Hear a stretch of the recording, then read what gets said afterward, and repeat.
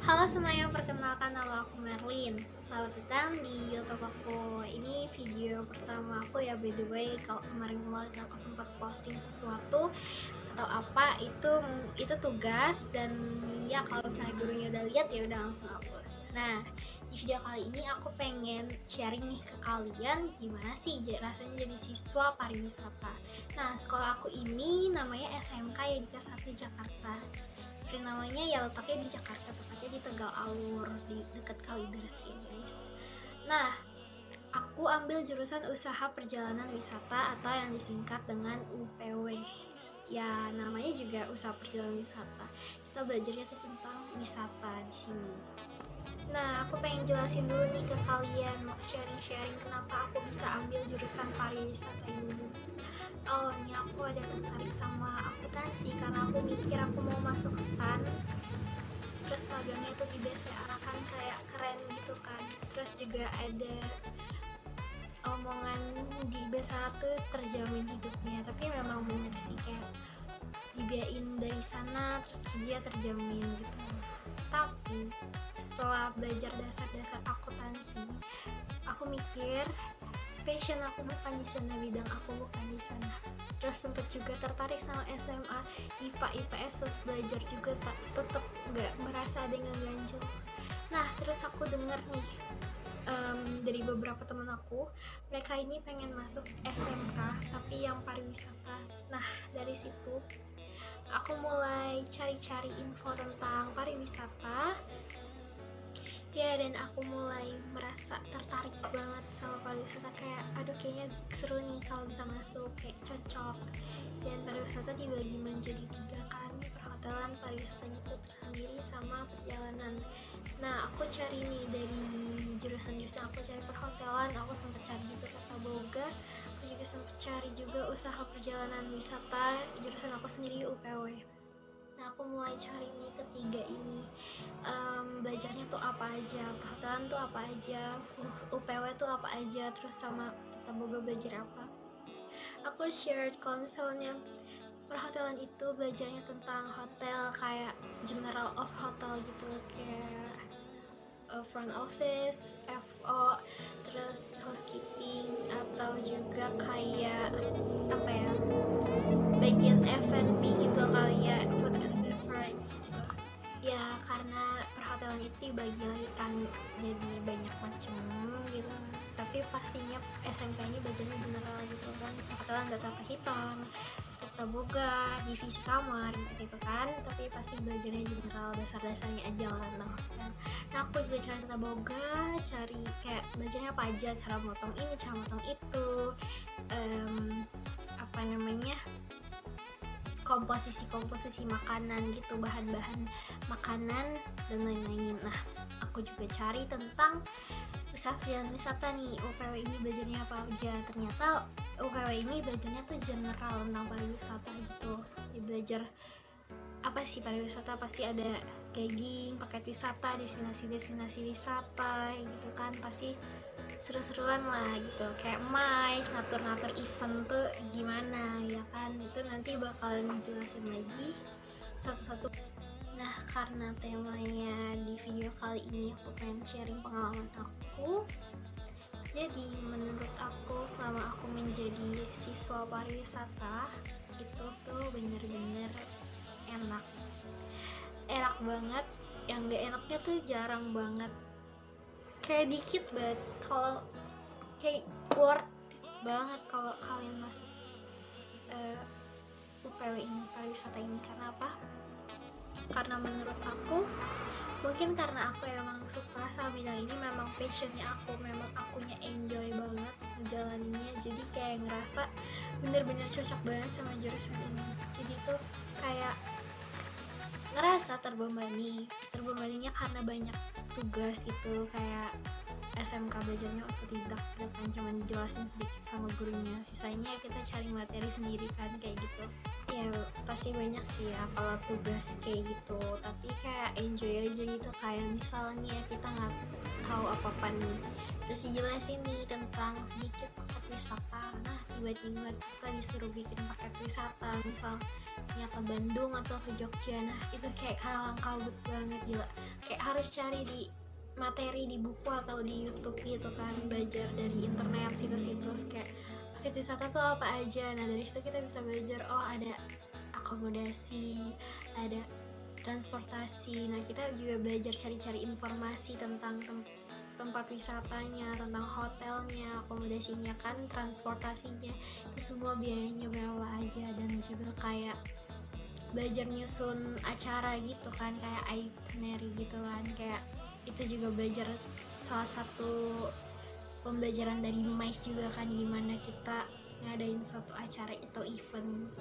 Ya semua itu walaupun pakai ngeluh sampai udah budget banget, aduh gue pusing banyak tugas ini itu segala macam, tetap dikerjain juga dan ngerasa seneng karena kayak udah bergadang nih, udah capek-capek kerjain cari materi di situs-situs web atau apapun itu, beli buku, tiba-tiba pas presentasi dipuji sama guru, kayak saya suka sama PPT kamu, presentasi kamu, kayak gila rasanya tuh puas banget, kayak usaha nggak ngehianatin hasil banget, kayak seneng dapet ilmu baru gitu. Kita jadi tahu gimana sih tour and travel itu buat paket wisata.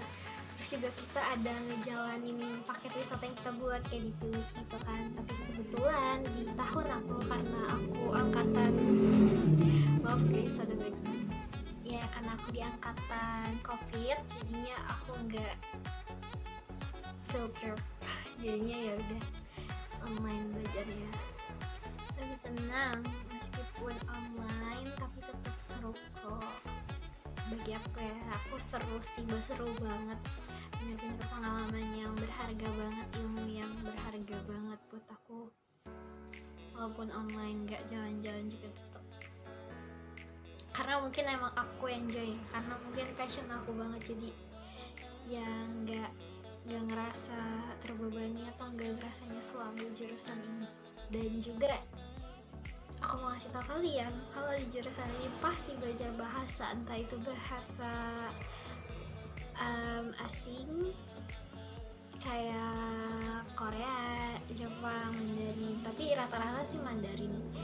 Nah kebetulan di sekolahku belajarnya itu Jepang, jadi kayak itu sih kelas 10 doang ya, kayak kelas 1 doang, 1 SMP kayak belajar Jepang gitu, N5 setaranya. Terus juga di kelas 11 itu kalian bakalan ada magang kayak PKL, praktek kerja lapangan, dan kalian bisa milih kalian mau PKL di mana, bisa di travel agent ya, kayak kalian pasti udah belajar tentang paket wisata kan, jadi kalian bisa coba di travel agent belajar. Terus di hotel juga bisa, kayak bagian FO atau apa ya, FO sih setahu aku. Kalau F&B atau housekeeping tuh kayaknya diambil sama perhotelan, karena emang kita nggak belajar di PW ini. Nah terus bisa juga di bandara, di check-in counter gitu. Luas lah sebenarnya, mau di perusahaan biasa pun sebenarnya bisa, karena bidang pariwisata nih multi talent ya. Di mana aja bisa. Kebetulan aku kemarin itu PKL-nya di hotel. Dan juga kalau kalian udah lulus, kalian bisa pilih mau kerja atau mau kuliah. Mungkin kalau kalian yang mau kerja pas magang waktu di hotel misalnya udah disukai nih sama HRD-nya, jadi kalau lulus datang ke sini aja, itu bisa banget buat kalian kerja pas udah lulus. Atau kalian mau kuliah gitu kan, dengar nih ya, biaya sekolah atau kuliah pariwisata nih gede banget.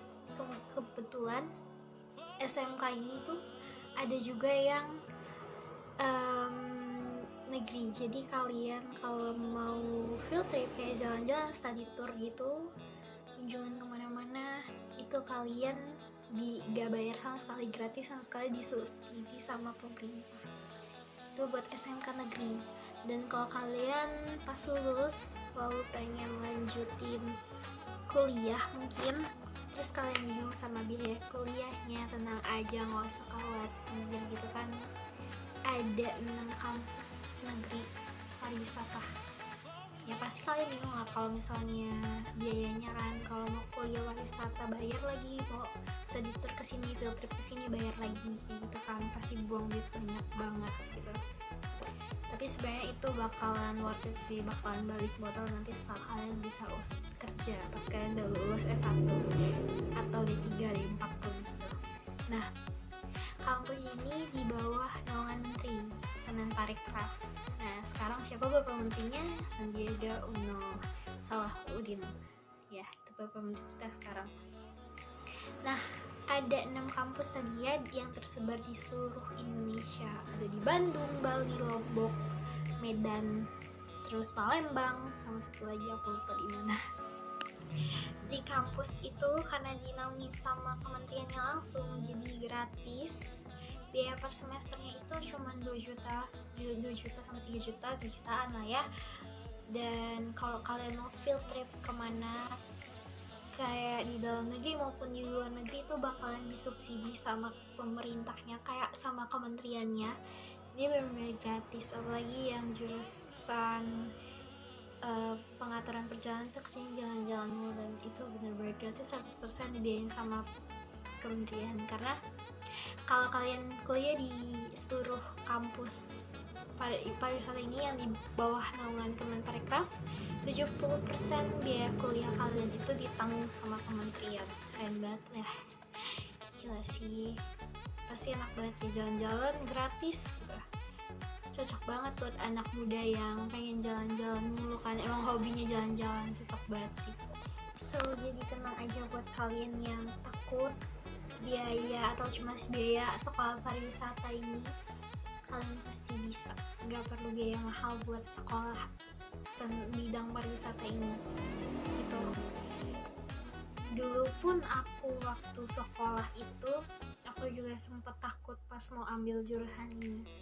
Aku takut karena kan sekolah aku swasta ya, aku takut biaya ini itu mahal atau segala macam. Tapi beruntungnya aku angkatan corona jadi nggak sempet jalan-jalan, jadi nggak sempet bayar ini itu. Tapi tetap ada waktu itu study tour, kunjungan ke museum tekstil, belajar tentang tekstil di sana, merajut, jahit, batik, motif-motif dan lain-lainnya. Kayak tetap seru juga sih walaupun pandemi COVID gitu. Jadi tenang aja guys, buat kalian yang mikirin biaya, pasti bisa. Ya mungkin itu aja video sharing dari aku tentang UPW ini, terus gimana aku jadi siswi UPW dan kenapa aku ambil jurusan ini. Mungkin kalau ada pertanyaan boleh tulis di kolom komentar, dan di video selanjutnya next aku bakalan jelasin lebih rinci lagi tentang jurusan ini atau tentang pariwisata dan apapun yang kalian bakal tanyain. Sekian dari video aku. Kalau misalnya ada salah kata atau salah materi, mohon dikoreksi, kalian boleh chat di kolom komentar. Terima kasih, sampai jumpa di next video. Bye bye.